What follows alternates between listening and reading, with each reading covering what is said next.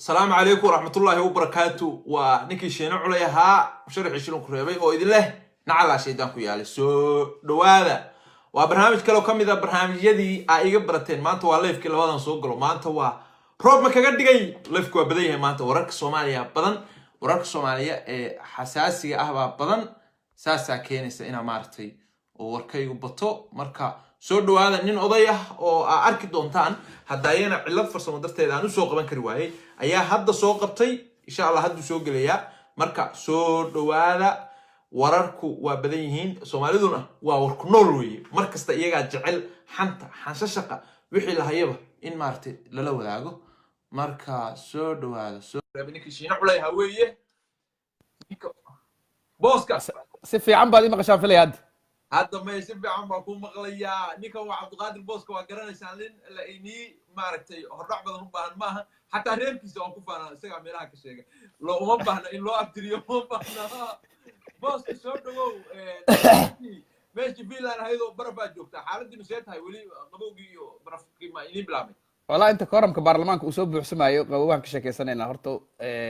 قربها وحيابها وجود بدن نبكو قبنا دانا هاي سومالي ذا وجينيتك دد وحنا هاي كلال كوسو برباري كل الشيء أورك هاي كو قالي كوسو وينادي مركز إماد دول برف له ما هو حملي كرتي قبل ده ودك كنا لا أما ويلك ودك كنا شوكرة أو كأورجلي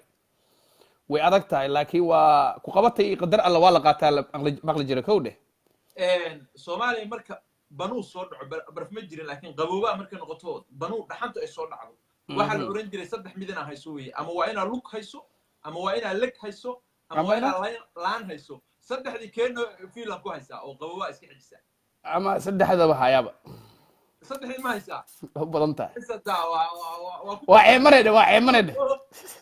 وحكورتا ماشي بيدوا هيد آد با مارتي أنا مركان أركي ساعة وهذا السوريو لايفكي أدو أبغى بدو حتى شغلي في عنيدا كوع مين سكندي واحد هاي نكني ورير بيدوا مرناكتوي بل بيدوا وركنا نسي حاجة حاكي بيدوا حتى مرجع والله حرمت مجال مدح هذا كوفر قلبيد بيدوا حال كذا ما نكيس الدحاد ما حصلنا ما فلسا sidaad ogtihiin horta shiino waxaa jirta sidaad ka warhaysid waxaa tahay nin siyaasi ah u malayn maayo in siyaasadaadu ay kaliya ku kooban tahay gobolada waqooyi ee Soomaaliya waad ka wareysaa xaaladda Soomaaliya dabcan sidoo kale dhalinyarada Soomaaliyeed dabcan way u kuurgaleen waana ka warhayaan magaalada Baydhabo saddexdii maalin ugu dambeysay waxaad moodaa inay ka duwan tahay waayaheedii nabadda iyo xasiloonida ay ka jiri jireen saddex maalin waxaa socda dhiigga ummadda Soomaaliyeed qeyladaanta shacabka Soomaaliyeed iyo rabitaankooda sida ay u muujin lahaayeen kadib markii xarig loo geystay murashaxii Mukhtaar Robow aad wada taqaanaan dadka deegaankuna aan filayo xarigiisa kadib in ay dhaliileen madaxweynaha Soomaaliya iyo ra'iisul wasaare Kheyre sidoo kale ciidamada Itoobiya oo xoog uga watay gurigiisa marka la Baydhabo waa gurigiisa inkastoo Soomaaliya dhan gurigiisa taa haddana meeshu qaasku u joogo danaha siyaasadeed oo kaga gol lahaa oo u jiifanayay oo uu soo jeeday inay ahayd dadka deegaanka sida uga dhabeyn lahaa riyadooda waa la diidataa madaxweynaha Soomaaliya iyo ra'iisul wasaaraha Soomaaliya oo adeegsanaya ciidanka Itoobiya way wanaagsanaaday hadii ciidan Soomaaliya xir lahayn nabad sugidda laakiin ciidan Itoobiyana loo qabtay loo balamiyay soo xiray diyaarad xog ku saaray jir dilay dadkuna saddex maalin jawaabta ay ka bixiyeen waa la arkay oo way gaartay fil Soomaaliya sida qiyaasay marka saddex maalin oo waxa socota baroor diiq ah oo dhibaato ah oo anaga laftirkeena anaga Finland ama Yurubta kala joogna ama America ama Australia aan la qabno shacabka koonfur galbeed dhibaatadaasi waliba banaanbaxo kaliya kuwa wax turture anaga laftirkeena banaanbaxa media ka wadna marka dhibaato noocaas ka jirta Baydhabo laakiin boosow maxaa dhibaatada inta la ekay u dhacaysa oo dad ay u dhimanayaan Mukhtaar Robow wuxuu ahaa nin argixisa abu ahaa saan la socono ururka al-shabaab afayeen muddo dheer ka ahaa hogaamiye ka soo noqday hadda waxa laga yaabaa sida hadda aan xogta ku hayo ilaa dhowr qof baa ku dhintay waa wax laga naxo hal qof oo Soomaaliyeed inuu si bilaamcina ku dhinto ma aha laakiin Robow ururka al-shabaab meel kaliya qarax ka geystaan baa 500 200 ay ku dhiman jirtay marka ninkii sidaa u dili jiray hadii dawladdu qabatay oo la yiri madaxtinimo ma istaahilo dadka maxaa ilaa heerta ka keenay inay banaan baxaan oo ninkii shalay leenayay durwaagii laga qabtay ay ugu doodaan waa su'aal wanaagsan waxa ay weydiiyay dad fara badan ayaa su'aasha soo weydiiyay ninkan ururada diimeedka kamid ahaa ee dadka soo dhameeyay maxaa maanta loogu banaan baxaya qofka shalay weji ayuu kula dagaalamaya dowladda shabaab uu ahaa wuu dagaalamay dad buu dilay xaqiiq waa kugu raacsana laakiin qofka wuxuu ka tanaasuli karaa aragtidiisa qaldan haddii tahay burcadnimo haddii tahay kufsi haddii tahay dil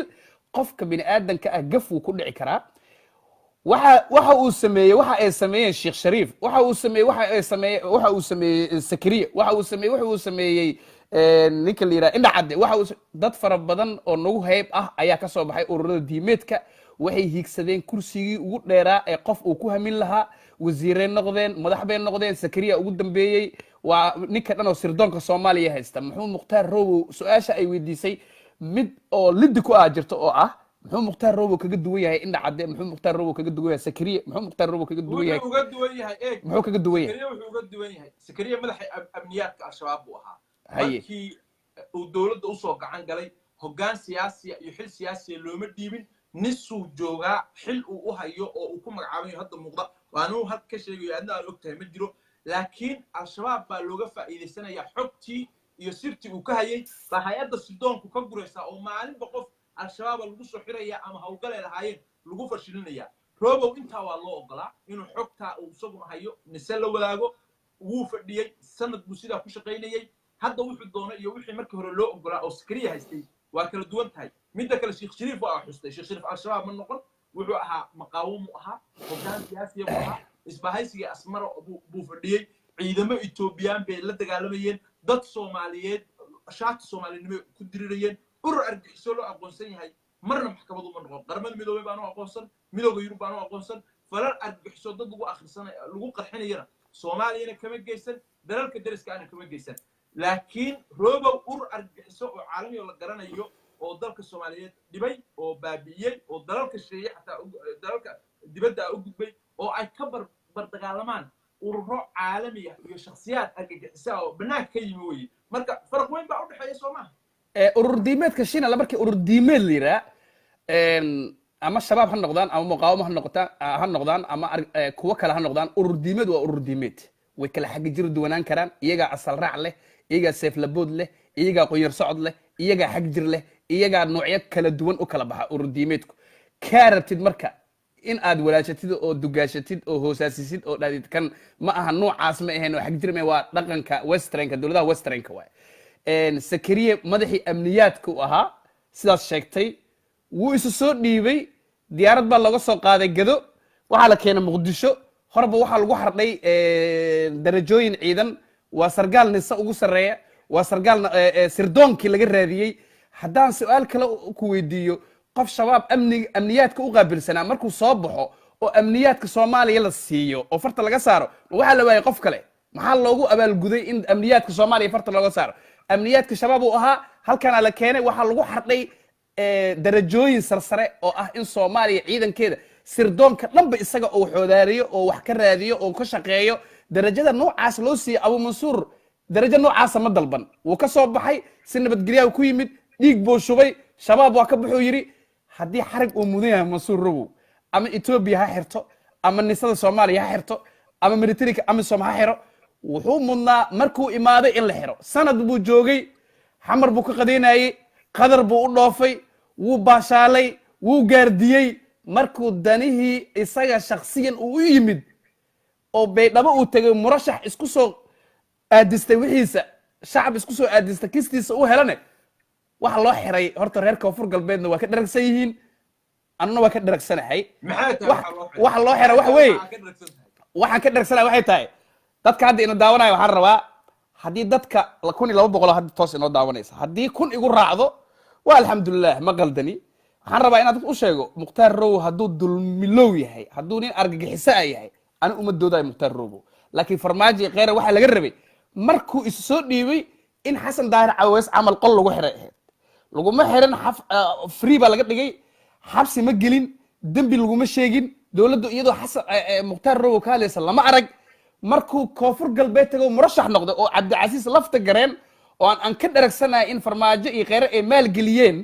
oo rabaan in deegaankaasi loo dooro qof selected ah isaga uu ku cariiriyey ayaa la xiray ma aha wax lagu haysto argagixiso ilaan murashaxii koonfur galbeed isku soo sharaxa argagixiso ma aha xaaladda markaas jirtay oo xarigiisa ku soo beegsantaa waxay tahay wuxuu cariiri ku hayaa wuxuu dhibaato ku hayaa lafta gareen oo selected oo madaxtooyada Soomaaliya laga soo xulay marka yuusan isku soo sharaxin oo hala boojeeyo waay beesha caalamka way dhaliishay amisom twitterkeeda way iska fogeysay waa dana qeyre iyo farmaajo ay leeyihiin xariga Mansuur Row maahane mid argagixisa maba aha mid aan ka doodi karno maanta Shiinow oo aan dhihi karno ninka argagixisa lagu xiray iyo ma ahanba farmaajo iyo khayre dana gaar ay yeelan karaan ma jirto waa niman hoggaan Soomaaliyeed waa dadkaan dooranay danihii qaranka inoo matalaan wixii iyagu u arkaan inay tahay danta qaranka soo inaan u dayno ma danta qaranka iyo danahooda waa labo danta qaranka waxay ku jirtaa deegaan walbo ama ha noqdo Puntland ama ha noqdo Jubbaland dadka horta danta inaan kala saarno waa danta farmaajo iyo danta farmaajo dantiisa waa danta qaranka laakiin danta qaranka farmaajo waa ka weyntaa marka qaar haddii wadanku wuxuu noqday federaal gobol kasta iyaga ismaamulayo wadanka ma aha wadan oo hadda xukun military lagu haysto waa dimuqraadiyad wadanku haddii koonfur galbeed dadka deegaanka ay rabaan in Shiine Culey ay doortaan aniga haddaan madaxweyne Soomaaliyeed ay xaq u malihi inaan dhaho Shiine Culey ma geenayo waxaan geenayaa Abshir Faarax ama Cali Jamcaal anaa xushay taasi madaxweynaha Soomaaliya lagama yeelayo way ka dhigan tahay siyaasadda dawladdu hadal bis ma aha haddii ficil lagu tuso ficilka waxbaa ku jira waa tahay adiga hadda waxaad tiri macnaa Sakariya waa halka loo dhiibay Shariif baa madaxweyne noqday indha cadda kan ah raggaas soo taxday hadiiba aan hadalkaaga raaco oo khaladaadkaas ay noqdo ay yihiin khaladaad hore u dhacay weligeen masaasaan ku jireynaa oo weligeen ninkii argagixisa ah kii ina leeynayay ama hogaamiye ku xidhan ku laayo ama shaar diini hayno ku laayo markii uu dantiisa gaaro inaynu maxaa ku dhadaa shaarkii intaan ka bixino mid qabiilintaan u gelino aan doorano oo maxaa ku dhadaa Cali Dheero hadda jagadii Mansuur baneeyay fadhiya berina khayre aan ku bedelno adigu masaas aan in xumaantu sida isaga anigu ma bilaabeen in qof shabaab laga soo qaado laga soo waday ama ka tanaasulo aragtida shabaabka ama xitaa laga soo barbariyay inuu ka soo baxo darajo in loo dhiibo wax ummadda Soomaaliyeed ee bilowday iyo shacabka Soomaaliyeed lagu dhaliili karo ma aha waa madaxda Soomaaliyeed wax ay hore u qabteen waay waa ficil horena tuseen iyagu marka in la joojiyo hadda diidan tahay Soomaaliya in la joojiyo anigu maba bilaabin ficilka laakiin haddii qofka isu soo dhiibo shabaab ah waa in si fiican loola macaamilaa waa in muwaadin Soomaaliyeed oo sharaf la uu noqdaa waay ilaan qofka dambiga uu ka imaado Soomaaliya haddii kale haddii lagu ciqaabo aragtidiisa haddii lagu ciqaabo qof isu soo dhiibo la xayiro haddii qof isu soo dhiibo danihi oo adiga ka lehed ka weysido si kale u samaysid shabaabku isma soo dhiibayaan soo taa kama dhigna marka in shabaabku weligood dagaalamaan maya inay soo dhibaan lama diidana inay maxaa ku dhahdaa la cafiyo lama diidana inuu maartay shaqooyin hoose kaas kariyo maartay sirdoonka meelaha warka uu soo dhagaynayo oo iyagii dib la isugu aarsado waxa lama diidana in maxaa ku dhahdaa dib loo caqli maxaa ku dhahdaa loo dhalan rogo oo fikradii xumaa ee qabeen laga tirtiro oo dad caadi laga dhigo dadka lagu dhex daro waxa lama diidana laakiin waxa la diidan yahay waxa weeye inuu madaxweyne Soomaaliyeed noqdo tusaale ahaan koonfur galbeed waa gobol laakiin waa madaxweyne Soomaaliyeed guddiga amniga qaranku wuxuu ka yahay xubin beri ka maalin Brussels baa lagu soo casuumi karaa Finland buu iman karaa dadkii marka Finlandiiska ah marka loo sheego la dhaho dhinankani waa Mansuur waa ninkii kale dadka qarxinayay laftooda waxa laga yaabaa shirka xataa inay dhinacyada iska eegaan baa laga yaabaa oo Soomaali oo dhan loo arko inay yihiin dadooda argagixisa marka waxa la diidan yahay waa taas weey Shiine horta taa dawladda Soomaaliya ku shaqo leh sida ula macaamil lahayd dadka argagixisada ah fiiri maya waa ku sharaxa dadka dawladda Soomaaliyeed waxay go'aan ku leedahay qofkii isu soo dhiibo in ay xil ka ilaaliso in darajo laga ilaaliyo in mansab laga ilaaliyo haday hore u jirtay alxamdulillah waay hadaysan hore u jirinna dadku waa in loo fiirshaa wadankan waa qabiil midoobo waay wadanka Soomaaliya lagu sheegayo ma qof one man one vote kama dhicin wax kasta qabiil bay ku dhisan yihiin madaxweynaha qabiil buu ku yimid ra'iisul wasaaraha qabiil buu ku yimid wasiirada waxa balance lagu fiirshaa qabiil hadda qofkii shabaab ka imaadane saasoo kale in loogu qiimeeyo waa haddii anigoo madaxweyne ah nin cideeda oo shabaab ka yimid aan darajo sare seeyo nin adiga kugu cido shabaab ka yimid aan xasuuqo adigu iga dhageysan maysid wadanka qabiil baa lagu yimid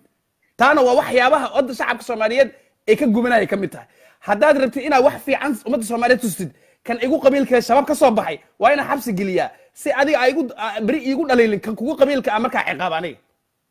waxyaabaha reer koonfur galbeed ee tirsanaya waxay tahay muxuu Xasan Daahir iyo Sakariya kaga duwan yahay dadka reer koonfur galbeed waxay qaadan laayeen Mansuur Robo oo deegaan ka soo jeedo in Sakariya oo shalay isku mid ahaayeen in godka jilco loo geeyo oo su'aalo ku weydiiyo miya taas cuntami kartaa Shiino Ilaahay baa kugu dharshay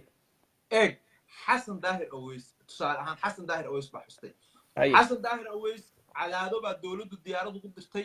odayaal habar gidira baa waxaa la yidhi soo kaxay waqtigii xilliga xasan sheekh baa madaxweyne xasan sheekh soo kaxayo muqdisho keena rag siyaasiyiina u tegey xasan daahir waxaa lagu qanciyey inuu dowladda isu soo dhiibo oo nabadgelyo la siinayo ballanqaadiyo ay dowladda ka sideen baa loo sheegay markii airportka muqdisho laga dejiyey baa nisa intii halkii ku sugaysay baa ogeyd odayaashii baa la garaacay qaarkood qacmaha la jebiyey xasan daahir waa la qaatay godka jilco waa la geystay muddaa halkii lagu hayay ilaa yowmina haadaana waxa weeye gurigu ku jiraa fursadda roobow la siiyey mid lamida xasan daahir lama siiyo habargeeda qaylinaysa ma arkin iyagoo bannaan baxaya ma arkin xataa haddaysan la dhacsanayn ma bannaan bixin xasan daahir aweystartii dad isagama dirin laakiin koonfur galbeed hadda waxaan ku aragnaa in roobow waxa weeye qabiilkii oo dhan waxa weeye uu soo baxay iyagii dhexdooda iyo xataa dad isaga laynayaan nin xildhibaanaa dhintay dad shacabaa dhintay maxay ku dhinteen marka xasan daahir aweys iyo roobow adaa dib ugu soo celinaya markii xasan sidaa loola mucaamilay oo odayaashii habargidid oo dowladdu u dirtay xataa airportka lagu garaacay beeshu saa ugama hadlin muxuu marka uga duwan yahay waxaad moodaa shiine arrimaha oo koonfurta wax badan inaadan la soconin shiinow laba arrin bay ku kala duwan yihiin shiine mansuur robow iyo ninka la yidhaha xasan daahir shiine laba arrin ay ku kala duwan yihiin laba qodob waaye dadka inaan u caddeynana waa muhiim horta labadoodu marka laga yimaad inay shabaab wada ahaayeen xilkee doonaanba ha ka noqdaane darajada joogaan ha ka joogaane markay yimaadeen laba weji ayaa jirta xasan daahir markuu yimid wuxuu ahaa nin baxsad ah oo shabaab baxsad ka ah oo laakiin fikirka mintidnimada aaminsan weli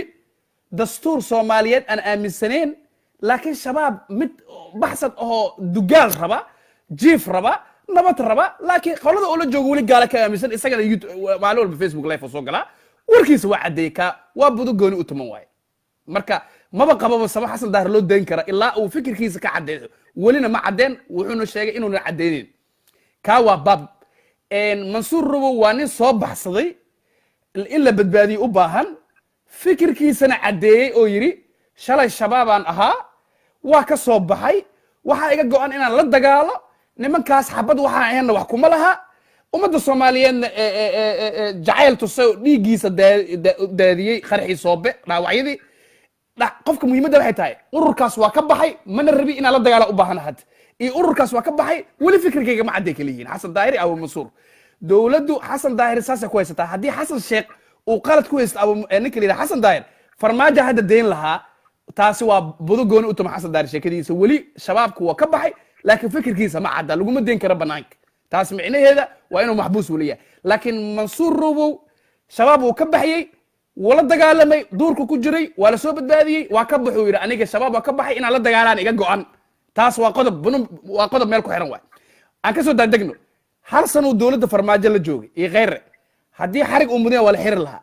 haddii etoobiyaan lagu dalban lahaa markaasa lagu dalban lahaa haddii dulmi uu wado oo ummadda soomaaliya laga qaban lahaane hal sana miyaa qof dambiilaha magaalada lagu daayay taas dowladda ku soo laabanayo shiinow hal sana nin xarig mudnaa hadduu magaalada iska wareegayo wuxuu samayn kara qarax wuxuu samayn kara shirqool wuxuu samayn kara abaabul qabiil wuxuu samayn kara abaabul diimeed taas dowladda ku laabanaya haddii nin hadda xarig mudnaay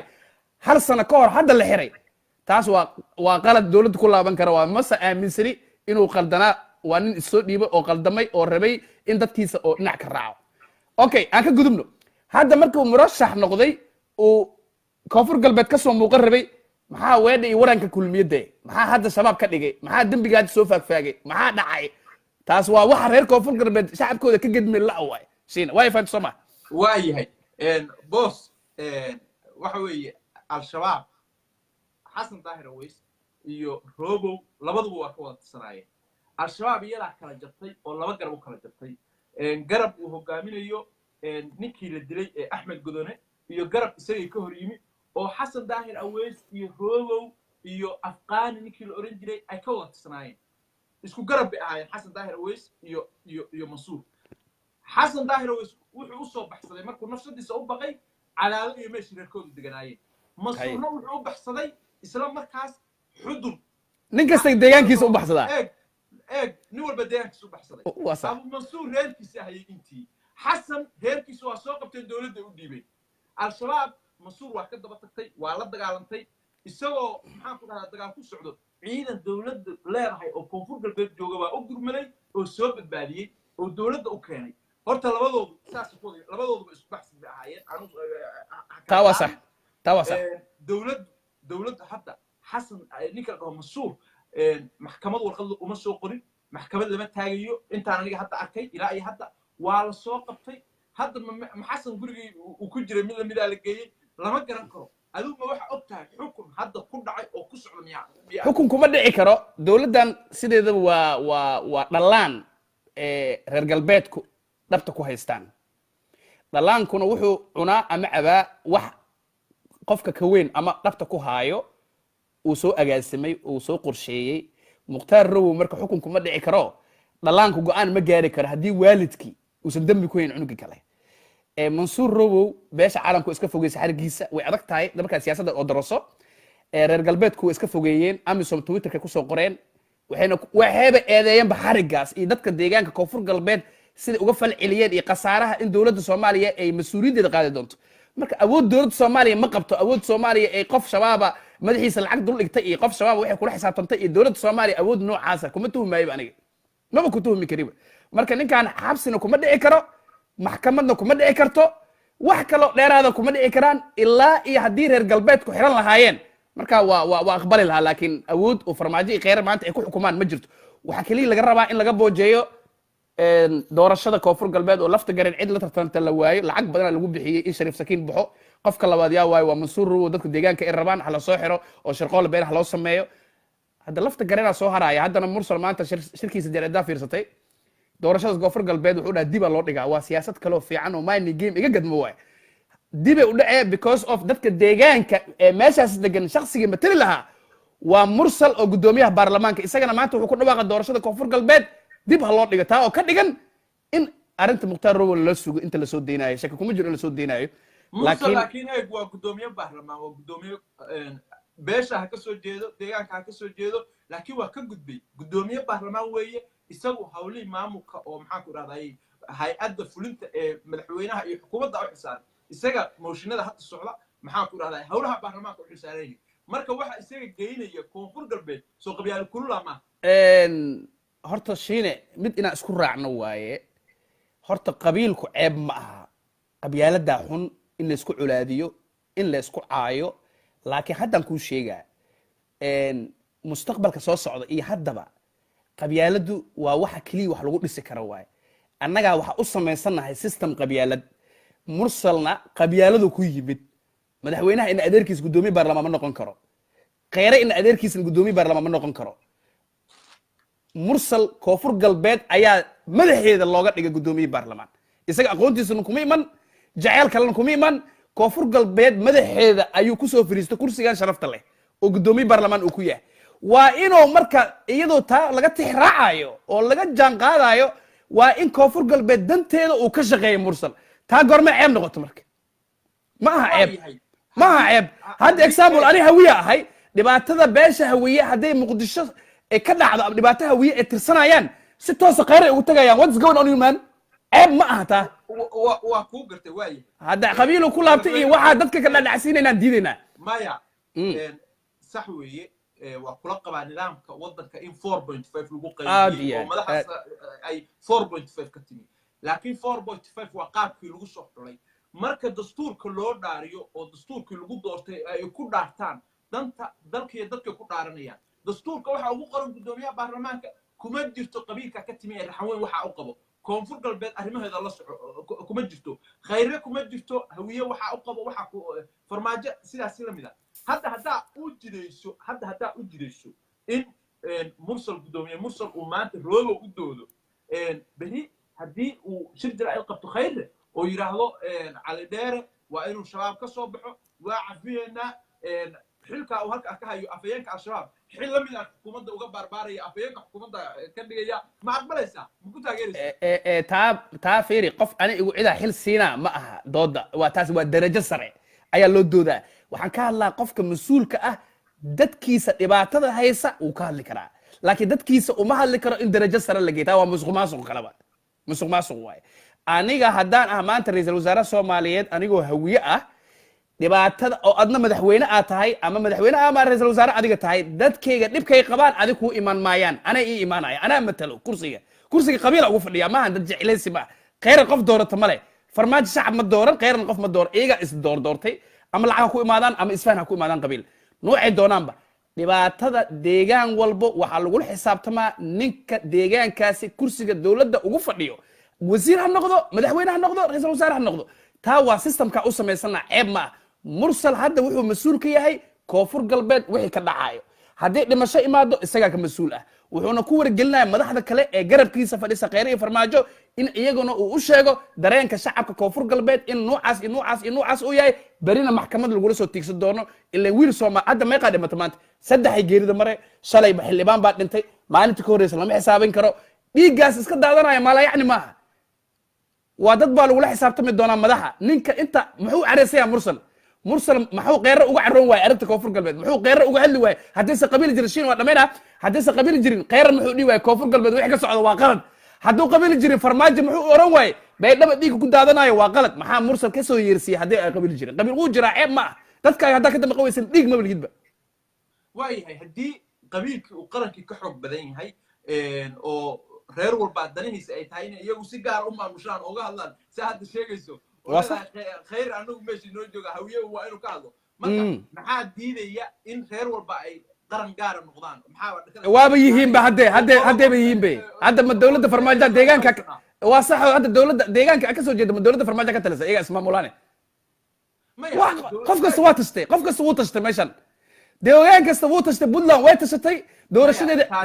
taasi waa federaal weeye taas deegaanku inuu arrimihiisa hoose waxbarashadiisii iyo waxyaabihiisii hoose uu maamusho lama diidana laakiin waxa weeye qaranka danta qaranka laga hadlay hadda somaliland baa dhinaca kale taa somaliland waxay yidhaahdeen okay annaga inaan goosana oo soomaaliya ka baxnaan rabnaa waxay ku haysanaa somaliland waxa weeye qaran qabiil ma noqon kara soomaali dad kala maalin karta maaha danteena si guud aan u bahalkaysano marka haddaad leedahay reer walbaa danihiisa eegto maxaa somaliland ugu diidanahay inay ixtiraafayso maa ixtiraafaya haddii reer walba uu garan waayo in dantiisa uu ka shaqeeyo dadkaasi ama reerkaasi maba awoodaanba in qaran laga shaqeeyo waa inaan ku guulaysanaa in qabiil kasta uu xasiliyo oo caafimaadkooda iyo nabadooda iyo xasiloonidooda iyo danahooda ay ka shaqeeyaan si cadaalad ah marka taas lagu guulaysto ayaa qarannimona wax laga qaban karaa haddii hoos burbursan tahay kor wax lagama qaban karo waana waxa beenta isku sheegno waay qabiil kasto iyadoon qabiilka lagu gardaroonin waa in xasiloonidooda ay caafimaadkooda waxbarashadooda iyo amnigooda iyagoo ay ka shaqaystaan sababtaas u leeyahay sababta u cuskanayna waxay tahay wiilka beedhabo ku dhashay amniga garowe shaqo kuma laha amniga garowe reer garowe u yaala wiilka muqdisho ku dhashay amniga beledweyne shaqo kuma laha reer beledweyne u yaala waa la yaabaa marka dhin kale u eegno haddaan dhaho anoo hadda xamar ka soo jeedo waxaan rabaa inaan boosaaso amnigeeda sugo dadka madaxay qabsanayo waa sax madaxa la qabsanayo sababtoo boosaaso ani waxba kama garanayo reer boosaaso markay soo hagaajiyaan oo ana muqdisho is hagaajiyo wiilka jowhar jooga is hagaajiyo qarannimo isugu imaan karnaa iyadoo cidna lagu gardaroonay muqdisho iyo baydhabo waa kala duwan muqdisho waa caasimad soomaaliyeed weeye da muqdisho iyadoo caasimo tahay dadka deegaanka u dhashay ayaa xasiloonidooda mas-uuliyaddeeda saaran tahay dad bay mas-uuliyaddeeda saaran tahay dadka deegaanka u dhashay waa dadkee weeye ma adigoo ku dhashay jowhar oo qabiilkaaga oogada ka sheeganayoba mise waa anigoo reer kale ah laakiin magaalada ku dhasho ku barbaaray dadkaa waa su-aal soo laalaabatay saddexdii sano ugu dambeysay 20 sano ka hor ma jiri jirin yaa dadka deegaanka xamar yaa waay laakiin waxaan kuu sheegay dadka deegaanka xamar 10 qofood markaa meel ku aragto muqdisho joogto 7 waa isku reer dadkaasaa la dhihi karaa dadka deegaanka waay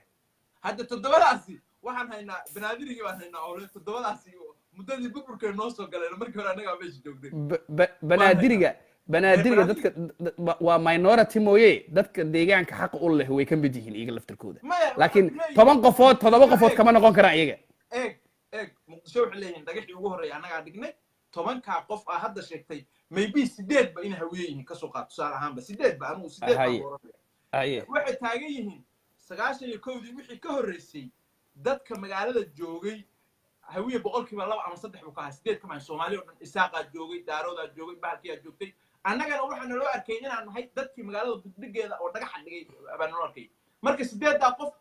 odayaal kanada ka hadlayo shirja ay qabanayaan 8daa qof waa nagu soo duulan bele waan qabsaday marka adigu hadda jowhara ku dhaltay tusaale ahaan oo kale jowhara ku dhaltay ninkii magaalada u dhashay laakiin daaroodka ama haweenka ahaana waxa oranaysaa muqdisho macnaa ka talinayso dad kala ka talinaya adigina jawhar baa ka timo see marka isu qabanaysaa labadaas aniga horta fiiri shiina waxaan rabaa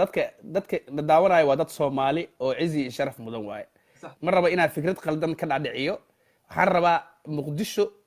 waa dhul horta dhulka Soomaaliya ka mid ah sida deegaanada Soomaaliyeed dadku ugu kala badan yihiin ayaa muqdisho loogu kala badan yahay taasi ma aha in qabiil qaasa benefit ama advantage uu ka helayo ma aha muqdisho dad baa dega sida garowe beledweyne baydhabo kismaayo dad u badan yihiin oo dadka aayaha baydhabo dad baa lagala tashataa ilaa waa dhul Soomaali aniga leega ma xiga baydhabo haddaan dego aayaheeda iyo mustaqbalkeeda wax lagala tashanaayo ma jirto haddaan garowe dego waa dhul Soomaali cidiga le mala haddana waxba tala kuma lihi muqdishona waa saas oo kale ceeb maaha haddana waa caasimad hadda Helsinki deganayo caasimad ah dadka deegaankan ayaa lagala tashataa aayaha iyo quruxda ee Helsinki dad gobolka imaade Helsinki waa lagala tashanayaa 7 sano markaad joogtid oo baasaboorkooda qaadato codeynta kama lay ka noqonaysaa dhigayso wasiir baa ka noqonaysaa waxa rabtaa ka noqonaysaa xuquuqda qofkii ku dhashay iyo adigu isku xuquuq baa noqonaysaa laakiin muqdisho waxa hadda meesha ka hadlaynaa waxa weeye adigu hadaa muqdisho ku dhalatay shida male laakiin adigoo jawhar ku dhashay oo muqdisho waxa laga yaabaa maalin adeeg ka soo doontay ama weligaaba aan arag tusaale ahaan oo kale iyo kii muqdisho u dhashay waxaad hadda calcadku waxaad waa minority adigoo jawhar joogana waxaad tiri waxaan haylaandheere waxa idin dhaxeeyaa waxa weeye dadkii halka ku noolaa baa qabiil adu ku raacaysaa dadkii macnaha beesha ahaa oo meesha ku noolaa marka taas way see isu qabanaysaa very qofka aniga kuma dhahayo qofka jawhar jooga muqdisho kale kuma dhahayo qofka jawhar joogo waa reer jawhar very shina si fiican ifaan qofka jawhar degan waa reer jawhar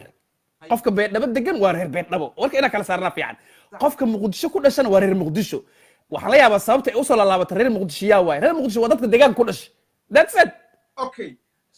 miyaa dadka ka qabtaa waxaad tiri hadda garowe daarooda dhan kama wada taliyo reer puntland dhan kama wada taliyo reer ciise maxamed u dhahaa majortka tusaale ahaan waa sax hargeysa faysal cali waraawo waxaan haynaale siilaayo gaari baa siilaayo xoog ku soo galay iyo siilaayo magaalada adu malahid adu reer ciida galal dhaho arab adu dad baa u badan oo maxaan ku rahday sidaa ka maqalay waa sax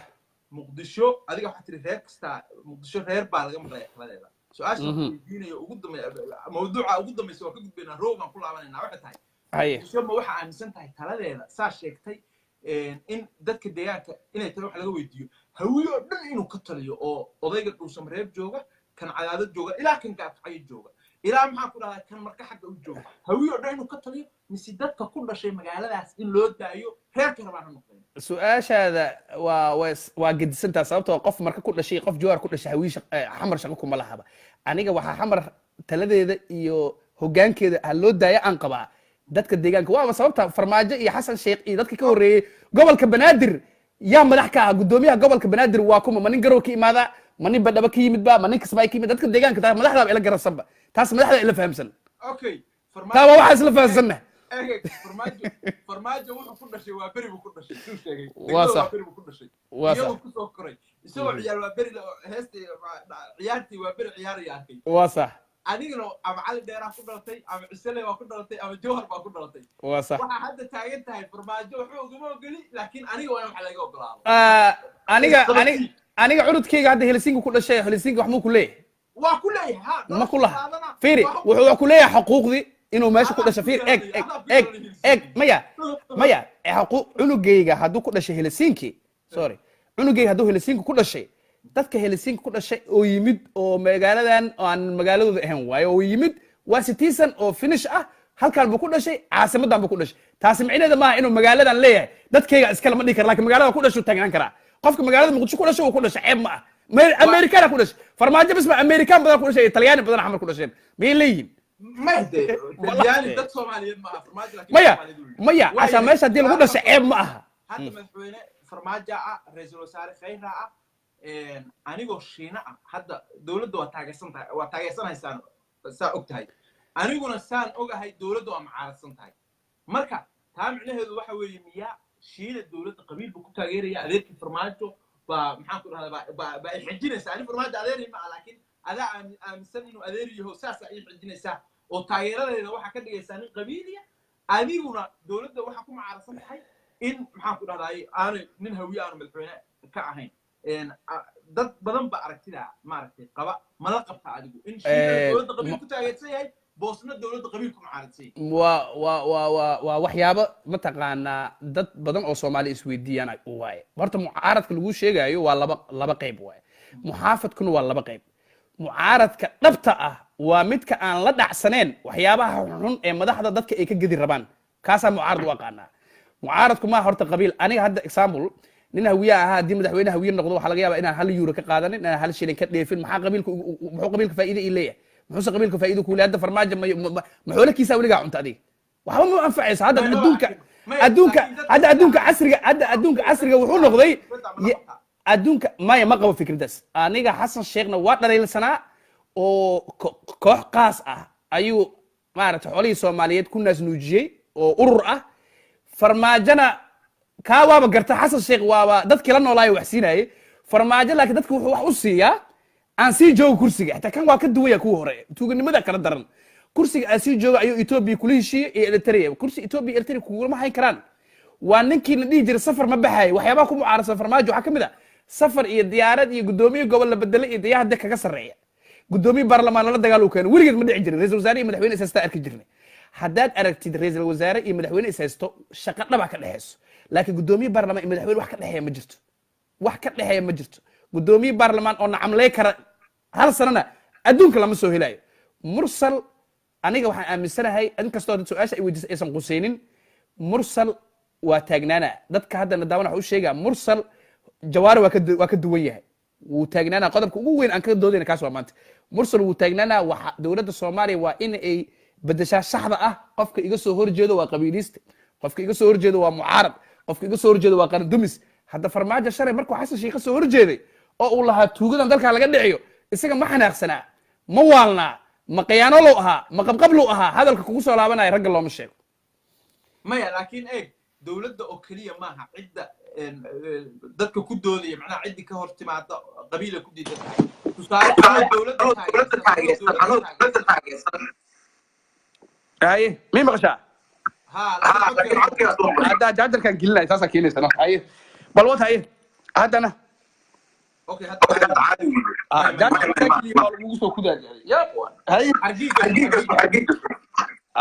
dabka dhacada sorry kolley intuu maraay ma garan karo oo kolley batir loo isoo qoray shiina marka waxaan rabaa inaan fursadan kaga faa'iideysto ma taqaan maya eeg maya kuma maqlo hadda weli codku xun bal isu halo hadda war waa xun yahay wax maal ay hadda sug hadda muxuu yahay halo hadda waa ku maqlaa si fiican ku maqlaa codkaygi waa soo noqonaya laakiin si fiican bay noo maqlaa oh my sug ku jir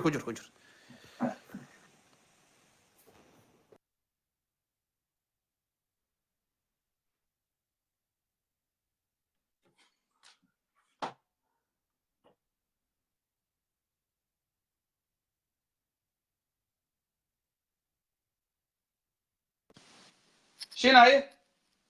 هلو هذا سكور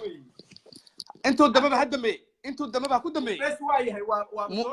مهمدان كان لنا موضوع كله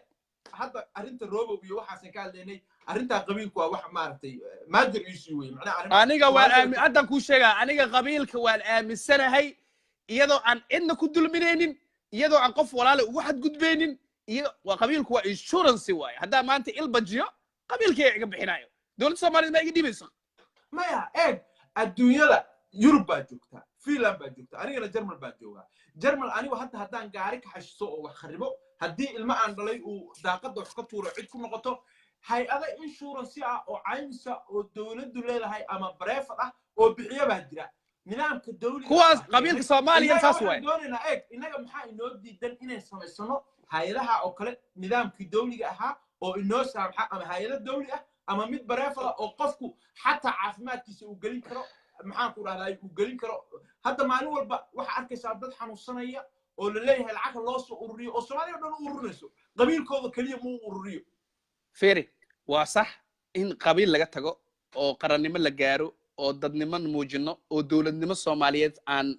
nagala dheedo nagala dhadhansado way qurux badan tahay laakiin madaxda hadda talada hayso uma diyaarsana system noocaasa waa ninka madaxweyne yaa u diyaarsan systemka ay gaarsiinay waxaana gaarsiin kara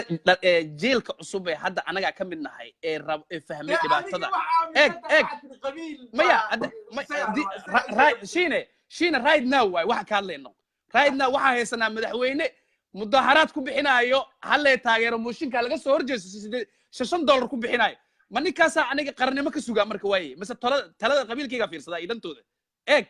haddii madax Soomaaliyeed oo cadaalada la helo waxaan diyaar u nahay inaan qabiil isaga tagno anigu qabiil labaanta ceeb ma aha qabiil quraanku ku yaala nabiga lagu eexin jiray Quraysh ka dhashay qabiil aniga ceeb ma arko qabiilka hadaan cid lagu dulminin waa sharafba bari hadaan helisinka imaado aniga iyo wiil abgaala ani albaabka iga xiranaysa qada ii karin musumiya aniga abgaalana si aanan aniga ii soo dhaweyn si ka fiican u soo dhaweyn sabsaasa adiga waxa ku qabanay waxa isaga qabanay xeerka qabiilka xeerka weyn jiro saaxiibtinimada la xeerkaas ugu waayahay shiine marka shiine annaga dhana qabiil aaminsan laakiin afgabaadsiga la iska daayo afgabaadsiga ilaahay laga boqo waxaan arkay waxaan rabaa inaan sheego fanaaniin fara badan arkay fiiri fanaaniin fara badan dadku haystaa arkay wariyaal fara badan arkay markuu farmaajo imaado baba dawlad baa dhalatay dawlad baa timid fanaanku waa ka mamnuuc in madax uu kala taageero fanaanku waa ka mamnuuc inuu madaxweyne kala doorto fanaanku waa ka mamnuuc in qolo uu colaadiyo fanaanku wuxuu rabaa inuu helo customer cusub dad cusub waa ka waanaa haddii qabiil wax lagu taageerayo horta 30 sano anaga meel ku gaari lahayn laba mid soo gala waa Soomaaliyeed war inaan qabiil ka tagno oo qarankan aadno oo haddii qabiilkaaga xataa wax kasta lagu sameeyo aadan u damqan waa baab in qabiilkeena aan ku joogno oo xasilooni aan ku helno anigu labadaas wax ka dhaxay ma aqaan waayahay su'aasha ugu dambaysa oo aan ku weydiinayo waxa weeye dadku waxay leeyihiin roobow dadka taageersan waxay rabaan inay koonfur galbeed shacabka ku nool iyo dawladda iska hor keenaan oo mucaaradnimadaas uga faa'iideysanayaan iyagoo aan wadin dan reer koonfur galbeed tusaale ahaan galabta waxaa shir jira qabtay oo dawladda cabaareeyay oo yiri degdeg ha loo sidaayo Faysal Cali Waraabe xataa mabda'a Soomaalinimada ay aad u aaminsantahay aan aaminsanayn marka eedda dadka ma la qabtaa laynku eedaynayo ina arinta roobo u isticmaalaysaan sidii aad dadka u kicin lahaydeen oo dalka u burburin lahaydeen oo foodo u gelin lahaydeen haddii shiine culay la dhibo oo la dhibaateeyo oo xaqiisa laga qaato aan u doodo aniga ma waxa la leeyahay shiine culay dadkiisa ka cilowsaa taas waa su'aasha nabad iyo nolol ay qabaan iyo waxyaabaha ay ku fikiraan waay madaxweynaheena fiiri at least dadka maanta waxa marqaati uga dhiganaa waxaan rabaa inaan kusoo gabagabeeyo fursad weyn ii ah haddii farmaajo aniga aan ka qaldanahay haddaan nahay mucaaradka farmaajo haddaan ka qaldanahay muxuu farmaajo maxamed cabdullaahi farmaajo uga hadli waayey dhiigga hadda ku daadanaya beedhabo muxuu ugu quuri waayey xataa war oday xataa hadda madaxweyneba iska dhaaf oday Soomaali intuu iska dhiga muxuu xataa u dhihi waayey war waa ka xunaa wax beedhabo ka socdo degdeg in lagu joojiyo waay isagii kheyr waa dhihi waayeen indhahay ka fiirsanayaan dadka reer koonfur galbeed waxay aaminsan yihiin colaadii Shariif Sakiin oo heshiiskii Kampala Code ee looga qaaday kursiga farmaajo inuu ka aarsanayo aarsashadii dhiig kuma daadan heshiiskii hore laakiin ka dhiig ku daadiyay farmaajo muxuu oday Soomaali haduu yahay shinow xataa u dhihi waay waa ka xumaa wax beedhabo ka socdo maceeba madaxweyne oo saasdo waata meedadka xataa gaalada u tacsiinayo leeyahay waa ka xumaayay Itoobiya wax ka dhacaane beedhabo masaakiinta ku dhiman farmaajo iyo Xasan Cali Khayre iyo dawladda Soomaaliyeed dadka baydhabo ku dhintay iyaga ma layn dad shacab oo roobo u doodayo oo mudaharaaday waay ma dawladda dadka leysay dadka Addis Ababa qarax ka dhacay ma dawladda leysay markuu u tacsiinayo farmaajo ii sheeg maya dawladda waxay leysay bis looma tacsiiyay dadka haday musiibo qabsatay haday biriq ku dhacdo haday hoobiye isaga dhaco dadka dawladda inay leysay bis ma xataa dawladda way leysay laakiin hadaa warkaaga xataa ku yeelo dadka madaxweynaha waa oday Soomaaliyeed oo marka madaxweyne laga soo tagaasay president waa oday Soomaaliyeed duqi Soomaaliya waay soo lama rabin gurigiisa wixii ka dhacay inuu dhaxata at least dareen kalgacal oo u muujiyo haduu soo ka ogeyn shirqol taas waa sax inuu ka dhaho inuu dejiyo ma dhahay laakiin wixii odayaal Soomaaliyeed u diri karo wax walba oo lagu dejin karo inuu sameeyo laakiin sameynay laakiin u dhigtay baa wuxuu ahaa Kampala Accord di kuma daadan laakiin baydhabo isagu hadda dhiig buu ku daadiyay saas aad baydhabo Accord dhiig ku daadiyay baydhabo Accord hadda wuxuu u geystay fiiri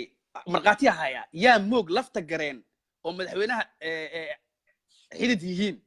saa og tahay in intuu geeyay baydhabo oo shariifka uu yiri baarlamaan diyaarad lagu qaadayo lacag lagu sameeyo ani tartankaas ma geli karo waa ka baxay inuu wato oo murashax roob uu ka soo horjeedo taasi siyaasadda 16 jirka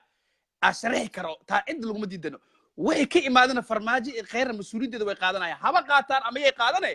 maxay madaxdii Soomaaliyeed uga hadli la'ayiin qaraxyada Kambaala ka dhacay ku ajsabo ka dhaco hal qof ku dhintaan dhaawac waa ka tacsiyeen shirqoolkan ay wax ka ogyihiin koonfur galbeed ka socdo I'm sorry hataa muu qori waayeen hataa taa waa ceeb oo laga xishoodo laga yaxyaxo waay taas eeg ta anu dawladii ma moogto okay taas okay okay taa dawladda weydiinayna wuxuu iyada la rabaa in ummadda maya ana dawlad ma weydiino shin waxa weydiina dadkana daawanaya rabaa inaan marqaati uga dhigo kow taas waay wuxuu farmaajo oo madaxweynaha ummadda Soomaaliyeed oday Soomaaliyeed ah uga hadli la'yahay baarlamaanka Soomaaliyeed oo iskhilaafay oo haaf u kala jabay oo mooshin isaga wax qusay waa taxta tareer bay dhaba ka soo tagay ta isaga qusaysa qalqal baa galay jariiradii Scandinavian ka soo qoray kuwii Western ka soo qoray adduunka dhan baa soo qoray mooshin iyo Soomaaliya qalqal gash muxuu oran waaya xataa xildhibaanada mooshinka iga soo gudbiyay gacmo geel hoos baa loo dhaqaa ama si kale aan ku hadalno dadka Soomaaliyeed istijiya dadkii rajada iyo dawladnimada lahaa mooshinkaasi hadii la yiri xogayihii golaha shacabka oo ay shaqadiis ahayd oo qabtay maalintii ku xigtay haduu yiri mooshinkii waa buray oo mooshinkii buray ma waxaan jirin buu ka hadlaa xogayaha ma aha fiiri afayeenka baarlamaanka ma aha gudoomiye koowaad ma aha kii labaad ma aha xogaye lama wareysto shiine siyaasadda nabad iyo nolol iyo ku qaldin xogaye waa nin lacag la siiyo waa xildhibaan oo kale waa Cabdiqaadir Boos oo kale